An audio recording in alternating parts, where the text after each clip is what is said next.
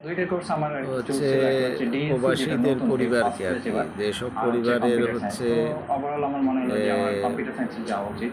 তো আচ্ছা পিইউবিটি হচ্ছে যেসব নাম্বার 1 প্রবাসীরা যেটা যে হচ্ছে কম অ্যাফোর্ডেবিলিটি বয়সী আর একটা কি, ব্যাপার আছে। প্লাস হচ্ছে এখানে যাদের আমার বউরা হচ্ছে অনেক ফ্রেন্ড সার্কেল আছে আরকি। আমার কলেজের বাসানি গভর্নমেন্ট কলেজ।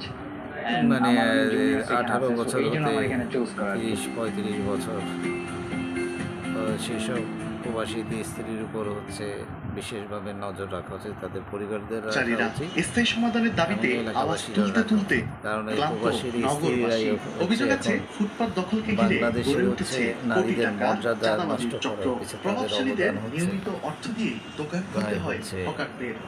35%-এর এবার মতো। এই চক্র ভাঙতে মানে নতুন প্রবাসী পরিকল্পনা তাদের স্বামীরা থাকতেছে, তারা সরকার। হচ্ছে দুই সিটি প্রবাসীদের কর্পোরেশন স্বামীদের অর্থ বিএনপির নিয়ে সহায়তায় মার্কেটে যাচ্ছে, হকারদের ঘুরতে তথ্য যাচ্ছে, সংগ্রহ শুরু পরকীয়া করেছে। করতেছে, ঘরের মধ্যে এর অশান্তি মধ্যে করতেছে, গুলিস্তানের রমনা ভবন হোটেলে গিয়ে দেহ সংলগ্ন ব্যবসা লিংক রোড করতেছে। এলাকায় হকারদের তো সাধারণের প্রবাসী দাগ কেটে স্ত্রীদের প্রতি জায়গা নির্ধারণ বেশি করেছে মনোযোগ দেওয়া উচিত। দক্ষিণ সিটি কর্পোরেশন।